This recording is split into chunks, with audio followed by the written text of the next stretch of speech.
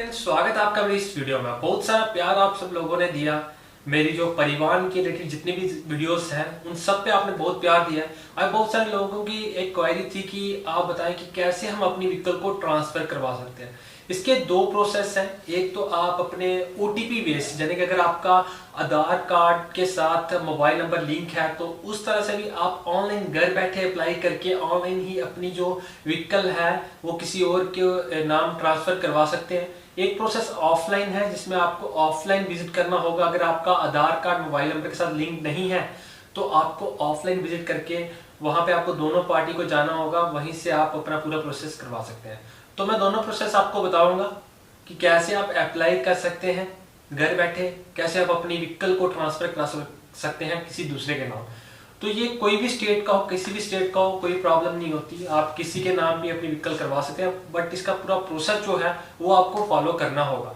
तो चलिए चलते हैं कंप्यूटर स्क्रीन के ऊपर, वहीं पे आपको पूरा प्रोसेस बताऊंगा। उससे पहले अगर मेरे चैनल पर नए, चैनल को सब्सक्राइब कर दें और इस तरह के लेटेस्ट अपडेट्स के लिए बेल आइकन पे क्लिक करना ना भूलें। तो सबसे पहले आपको गूगल पे सर्च करना होगा परिवहन सर्च करने के बाद नीचे आपको दिख रहा होगा व्हीकल रिलेटेड सर्विसेज। आपको सिंपली इस पे क्लिक कर देना होगा। इस पे क्लिक करने के बाद यहाँ पे आपको अपनी स्टेट को सिलेक्ट कर देना होगा। जैसे मेरी स्टेट जम्मू कश्मीर है, मैं जम्मू कश्मीर सिलेक्ट कर दूंगा। जम्मू कश्मीर सिलेक्ट करने के बाद नेक्स्ट आपको यहाँ पे नीचे दिख रहा होगा सिलेक्ट RTO। तो यहाँ पे आपको अपना RTO को सिलेक्ट कर देना होगा, जो भी आपका RTO होगा। तो यहाँ पे मैंने RTO को सिलेक्ट कर दिया और प्रोसीड पे क्लिक कर देना होगा। प्रोसीड पे क्लिक करने के बाद यहाँ पे आएगा फेसलेस सर्विसेज विद आधार। मैं आपको बता दूं, हाल ही में कुछ स्टेट, कुछ RTOs में eKYC सर्विसेज लॉन्च की गई है, जिसमें चेंज ऑफ एड्रेस, यानी कि आप अपनी RC में एड्रेस को चेंज करा सकते हैं। जहां आपकी टर्मिनेशन है लोन की वो आप करवा सकते हैं। इशू ऑफ डुप्लीकेट RC भी आप ऑनलाइन जो है वो इशू करवा सकते हैं बिना RTO विजिट किए। बट इसमें एक बात का आपको ध्यान रखना होगा कि जिस भी आप सर्विसेज के लिए अप्लाई करते हैं, जो आधार कार्ड है वो आप ही का होना चाहिए, यानी कि जिसकी RC है उसी का आधार कार्ड होना चाहिए। अगर ऐसा नहीं होता तो आपकी जो एप्लीकेशन है वो रिजेक्ट हो जाएगी और आपकी फीस रिफंड नहीं होगी। तो ध्यान रखें। ओके पे क्लिक कर देना होगा। ओके पे क्लिक करने के बाद यहाँ पे बहुत सारी सर्विसेज आ जाएंगी। आज की सर्विस में हम बात करने वाले हैं apply for transfer of ownership, यानी कि हमें ट्रांसफर करानी है अपनी गाड़ी किसी और के नाम। तो आपको सिंपली सेकंड ये दिख रहा होगा apply for transfer of ownership, आपको सिंपली इस पे क्लिक कर देना होगा। इस पे क्लिक करने के बाद यहाँ पे आपको अपनी व्हीकल का नंबर, नीचे चेसी नंबर को फिल कर देना होगा। ये दोनों डिटेल्स आपको फिल करने के बाद वेरीफाई डिटेल्स पे क्लिक कर देना होगा। वेरीफाई डिटेल्स पे क्लिक करने के बाद यहाँ पे आपको दो ऑप्शन आएंगे, authenticate yourself by using mobile, OTP using Aadhaar card. तो यहाँ पे आप अपने मोबाइल फोन से भी यहाँ पे ऑथेंटिकेट कर सकते हैं, आधार कार्ड से भी कर सकते हैं। दोनों का मतलब क्या होगा कि अगर आप मोबाइल फोन से करते हैं, यानी कि मोबाइल OTP से करते हैं, तो आपको फिजिकली RTO में विजिट करना होगा अपने प्रॉपर ऑल डॉक्यूमेंट्स के साथ। अगर आप यूजिंग आधार करते हैं तो आपको कहीं पे विजिट करने की जरूरत नहीं है, ऑनलाइन सब कुछ हो जाएगा। तो इस चीज का ध्यान रखें। इस केस में हम ऑनलाइन मोबाइल OTP का यूज करेंगे, तो सिंपली यूजिंग मोबाइल OTP पे क्लिक कर दूंगा। मोबाइल OTP पे क्लिक करने के बाद यहाँ पे आपको मोबाइल नंबर फिल करना होगा जो वर्किंग में हो, क्योंकि OTP अभी आएगा इस मोबाइल नंबर पे जो आप यहाँ पे फिल करेंगे। मोबाइल नंबर फिल करने के बाद आपको जनरेट OTP पे क्लिक कर देना होगा।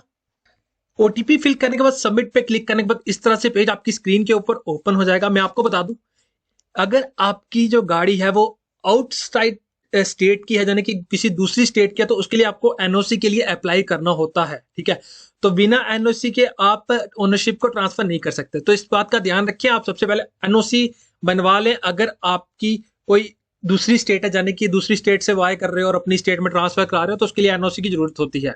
तो यहाँ पे बहुत सारे ऑप्शन आपको दिख रहे होंगे।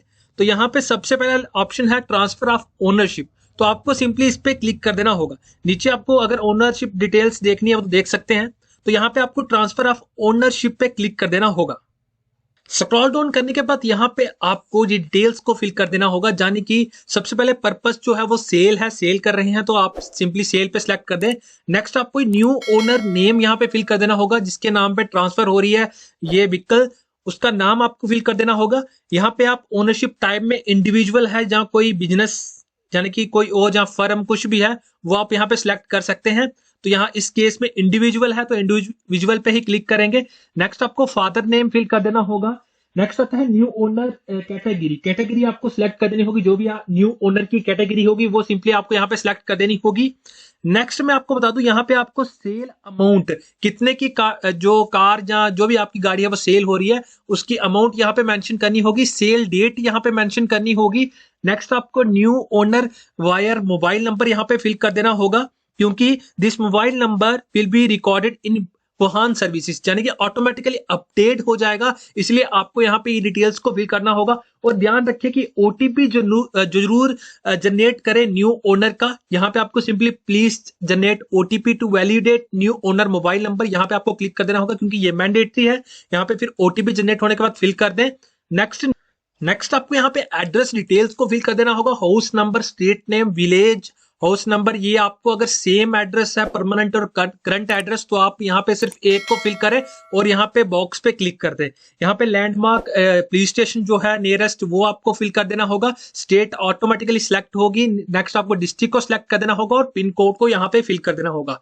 ध्यान रखें नीचे आपको यहाँ पे इंश्योरेंस डिटेल्स शो हो रही होगी, तो यहाँ पे इंश्योरेंस डिटेल्स को ध्यान से देख ले कि यहाँ पे शो हो रही है या नहीं। अगर शो नहीं होती है तो आप अपने इंश्योरेंस कंपनी को कह के यहाँ पे अपडेट करवा दे एम परिवहन पे। तो इस तरह से ये डिटेल्स को आपको फिल करना होगा।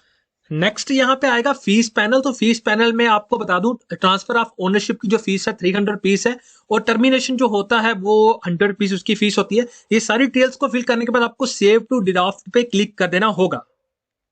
सेव टू ड्राफ्ट पे क्लिक करने के बाद इस तरह से यहाँ पे एक ना आपकी एप्लीकेशन जनरेट हो जाएगी।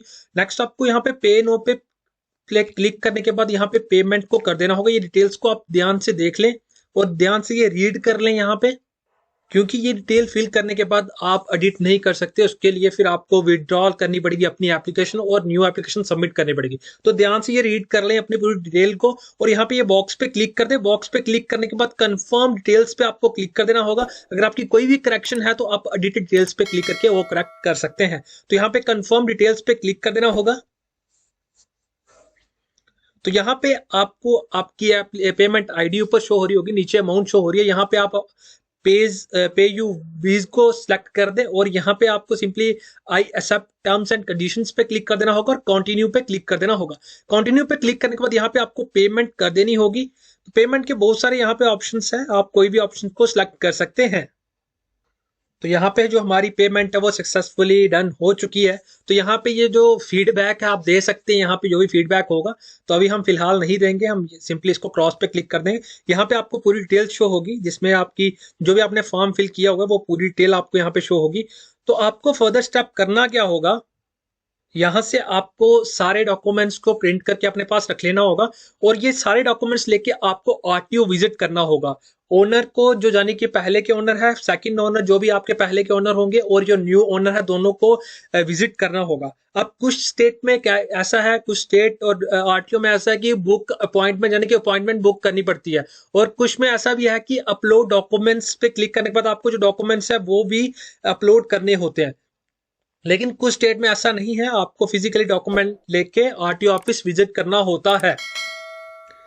ये सारे डॉक्यूमेंट्स आप प्रिंट करके अपने पास रख लें और सिंपली आपको अपलोड डॉक्यूमेंट्स जब हम क्लिक करेंगे तो यहाँ पे इस तरह से डिस्क्लेमर आएगा। आपको सिंपली इस बॉक्स पे क्लिक कर देना होगा और बॉक्स पे क्लिक करने के बाद यहाँ पे डॉक्यूमेंट्स के ऑप्शन आ रहे हैं। मैंने आपको बताया कुछ डिस्ट्रिक्ट्स में जो ऑप्शन है वो अवेलेबल नहीं है, बट कुछ डिस्ट्रिक्ट्स में जो ऑप्शन है वो अवेलेबल है। तो आपको सिंपली यहाँ पे जो डॉक्यूमेंट्स है वो अपलोड कर देने होंगे।